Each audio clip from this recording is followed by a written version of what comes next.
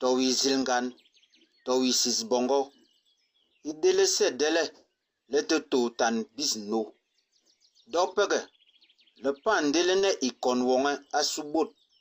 Dopege bawone mbende te soiti nemubu kudwa. Me kaute mengalut to wambweba weteteo a usunga be ale panlete.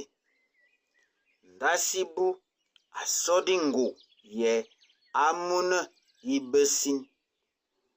Inga bengene minkpamak do ate bediyo ale ngoswilok. Ambusne wo manyung mindim do wonga nangte awi lok ne wete woga chichat. Le pole singalut ndasibu amoga